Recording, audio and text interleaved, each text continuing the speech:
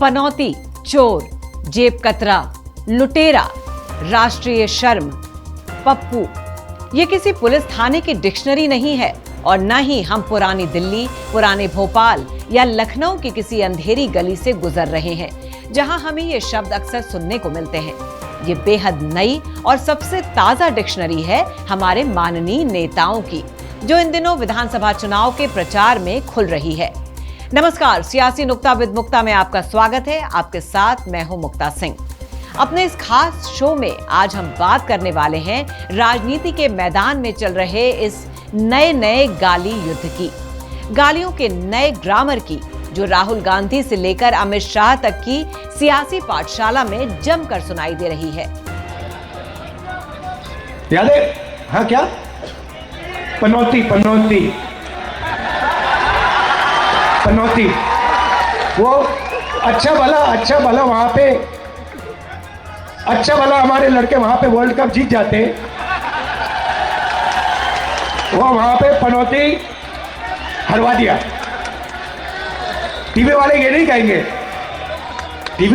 कहेंगे, मगर जनता जानती है। ये बात कह करके आप मेरा अपमान करना चाहते होंगे, मैं इसे गर्व के साथ स्वीकार करता हूं। आपकी गाली मेरे लिए गहना है। राजस्थान विधानसभा चुनाव प्रचार का भोंपू बंद हो गया है, लेकिन ये सियासी गाली गलौज का नया राउंड है, गाली वर्जन 2023। टीम इंडिया के वर्ल्ड कप फाइनल हारने के बाद राजस्थान के जालौर पहुंचे राहुल गांधी और मोदी का नाम लिए बगैर पनौती का जिक्र कर दिया। समझने वाले को देर कहां, क्योंकि मैच के पहले पनौती शब्द सोशल मीडिया पर ट्रेंड कर रहा था।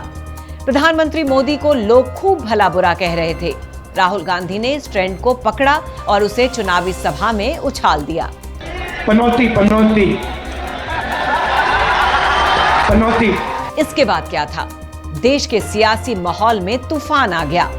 बीजेपी के बड़े नेता राहुल गांधी और कांग्रेस से माफी की मांग करने लगे। राहुल और कांग्रेस पर सबसे तगड़ा हमला बोला केंद्रीय गृह मंत्री अमित शाह ने। बिल्कुल उसी अंदाज में राजस्थान की चुनावी सभा में अमित शाह ने राहुल गांधी के साथ प्रियंका गांधी को भी लपेट लिया और कहा ये दोनों राहु केतु हैं। भाइयों और बहनों, एक बात मेरी याद रखना, दिल से लगा कर रखना, एक कांग्रेस पार्टी और गांधी परिवार भारत की राजनीति के राहु और केतु है।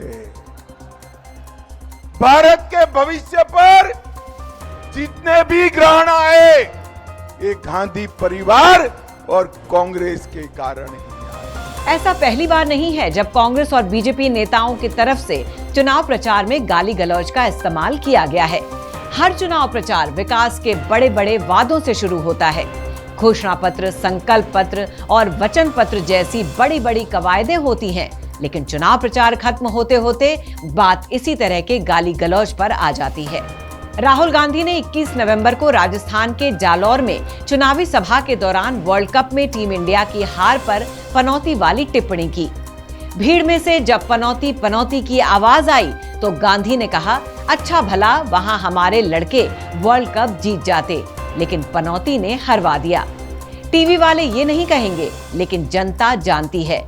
बीजेपी वाले कह रहे हैं कि जनता तो राहुल जी आपको और आपके परिवार को भी जानती है। आप राजनेता नहीं, राष्ट्रीय शर्म है। राष्ट्रीय शर्म है राहुल गांधी।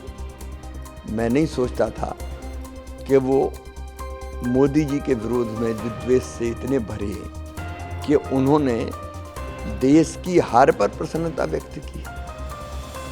सारी जनता के आंखों में आंसू थे और राहुल गांधी आनंद मना रहे थे कि मोदी जी गए वहां हार गए।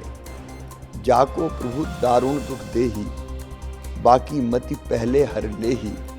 राहुल गांधी जी का ये बयान ये देशद्रोह की सीमा में भी आता है। राहुल गांधी के पनौती वाले बयान पर एमपी, राजस्थान से लेकर यूपी तक के नेता हमला बोल रहे हैं। असम के मुख्यमंत्री हेमंत बिस्वा शर्मा और यूपी के मंत्री नंदगोपाल नंदी ने राहुल गांधी को लेकर तीखी टिप्पणियां की हैं। यूपी सरकार के मंत्री नंदगोपाल नंदी ने सोशल मीडिया प्लेटफॉर्म एक्स पर पोस्ट करके कहा है कि राहुल गांधी बार बार और हर बार ये साबित करते हैं कि वो मानसिक रूप से बच्चे हैं। पूरा देश प्रधानमंत्री मोदी को सिराखों पर बैठाता है, तो वहीं उनके लिए कभी नीच, कभी पनौती जैसे अशोभनीय शब्द कांग्रेस की ओबीसी विरोधी सोच को दिखाता है। नंदगोपाल नंदी ने अपने पोस्ट के साथ एक तस्वीर साझा की है जिसमें पप्पू जी लिखा हुआ है। खैर, वर्ल्ड कप तो गुजर गया और चुनावी शोर भी थम गया है, लेकिन इसकी गूंज लंबे समय तक सुनाई देगी। सोशल मीडिया पर अब भी लोग लिख रहे हैं, क्या भारत को अगला विश्व कप जीतने के लिए कांग्रेस को वापस सत्ता में लाना होगा? क्योंकि भारत ने अपने दोनों विश्व कप 1983 और 2011 में कांग्रेस की सरकार के दौरान जीते थे।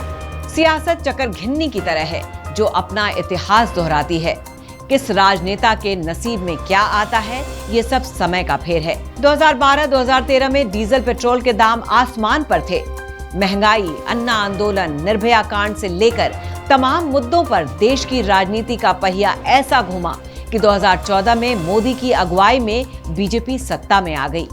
ये संयोग था कि प्रधानमंत्री मोदी सत्ता में आए तो अंतर्राष्ट्रीय बाजार में कच्चे तेल की कीमतें कम हो गईं।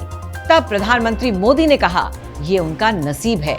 अगर उनके भाग्य से पेट्रोल की कीमतें कम हो रही हैं, तो कांग्रेस को मिर्ची क्यों लग रही है? अब अगर प्रधानमंत्री मोदी के कार्यकाल में टीम इंडिया कोई विश्व कप नहीं जीत पाई, तो क्या इसे भी मोदी का नसीब कहा जाएगा? कांग्रेस के नेता गाहे बगाहे नसीब वाली बात जनता को याद दिलाने से नहीं चूक रहे हैं। मणिपुर भी हमारे देश का ही प्रदेश है। मणिपुर में सैकड़ों गांव जला डाले, इतने बुरे बुरे हादसे हुए, हम लोगों ने सब वीडियो पे देख ही नहीं पाए। बहनों, कैसी कैसी चीजें हुई, देखना ही मुश्किल था, उनको जीना कितना मुश्किल होगा। मोदी जी ने वहां जाने का कष्ट किया? नहीं किया। लेकिन बहनों और भाइयों, नौजवानों, अभी अभी हाल में क्रिकेट का वर्ल्ड कप हुआ। हम फाइनल में आए। हमारी टीम ने अपनी मेहनत से हर एक जितने भी मैच थे सारे जीते हम। फिर हम फाइनल में आए। फाइनल में कौन पहुंचा? हमारी टीम पहुंची ना अपनी मेहनत से। मोदी जी भी पहुंच गए। मोदी जी भी पहुंचे ना, फट से पहुंचे। हम सबको कितना दुख हुआ कि हमारी टीम हार गई। बहुत उम्मीद थी, सब मैच जीते थे। हम सबको आपको भी हुई होगी कि ये वाला भी हम जीत जाएंगे। निराश हुए, सब दुखी हुए, है ना। लेकिन मोदी जी वहां पहुंचे कि भाई कहीं हम जीत जाएं तो उस जीत का श्रेय थोड़ा उनको भी मिल जाए, है ना।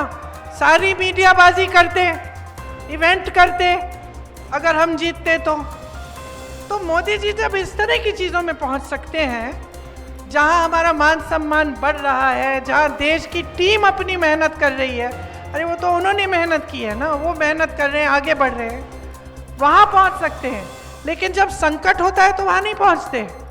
अब आपको याद होगा बहनों, वो जो पहलवान थी जो गोल्ड मेडल जीत के आई थी, जब मेडल का समय जीत के आई तो मोदी जी ने घर बुलाया, चाय पिलाई। जब उन्हीं महिलाओं ने कहा कि तुम्हारा साथी, तुम्हारा एक मंत्री हमारे साथ अत्याचार कर रहा है, मोदी जी कुछ करो, मोदी जी सुनने के लिए नहीं आए। तो लोग मुझे पूछते, थकते नहीं हो? तो मैंने उनको समझाया, देखो भाई, मैं डेली 2 किलो, 2.5 किलो, 3 किलो गाली खाता हूं, और परमात्मा ने मेरे भीतर ऐसी रचना कर दी है, ईश्वर ने ऐसे आशीर्वाद दिए हैं कि ये सारी गालियां मेरे अंदर प्रोसेस होके न्यूट्रिशन में कन्वर्ट हो जाती है। राहुल और प्रियंका इस विधानसभा चुनाव प्रचार में काफी आक्रामक दिख रहे हैं। राजस्थान के प्रचार में ये आक्रामकता सबसे ज्यादा दिखी। सियासी जानकार इसका ये मतलब भी निकाल सकते हैं कि राजस्थान में कांग्रेस की सरकार की वापसी कठिन दिख रही है। इसलिए राहुल, प्रियंका और गहलोत, कांग्रेस के बड़े नेता बेसिर पैर की बयानबाजी पर उतर आए हैं। राजस्थान के चुनाव प्रचार में राहुल गांधी ने अडानी को लेकर फिर प्रधानमंत्री को घेरा। प्रचार के आखिरी चरण में उन्होंने भरतपुर में रैली की। भरतपुर की सभा में खूब भीड़ जुटी। यहां उन्होंने जेब कतरे की कहानी सुना डाली और अडानी के साथ मोदी शाह को भी लपेट लिया। जेब कतरा कभी अकेला नहीं आता है, 3 लोग होते हैं, 3 आते हैं। अगर जेब कतरा अकेला आएगा, सामने से आएगा, कैसे काटेगा जेब? सामने से आएगा, कैसे काटेगा? 3 आते हैं, एक सामने से आता है, एक पीछे से आता है और एक दूर से दिखता है। सामने वाला आता है, आपका ध्यान इधर उधर करेगा, इधर उधर की बात करेगा, कहेगा देखो भैया नीचे कुछ गिर गया, आपका ध्यान इधर उधर जाएगा। जैसे आपका ध्यान इधर उधर गया, पीछे से नंबर 2 आता है, वो ब्लेड लेके जेब काट देता है। और दूर से देखता है, तीसरा देखता है, दूर से देखता है, तीसरा कहता है यहां पे मतलब जनता ना आ जाए, लोगों को पता ना लग जाए, अगर कोई आता है तो धमका देता है, कहता है चलो हटो यहां से, या फिर वो बटुआ ले लेता है, भाग जाता है। नरेंद्र मोदी जी का काम आपके ध्यान को इधर उधर करने का है। वो सामने से आते हैं, टीवी में सामने से वो आपका ध्यान इधर उधर करते हैं, आपको कहते हैं देखो हिंदू मुस्लिम,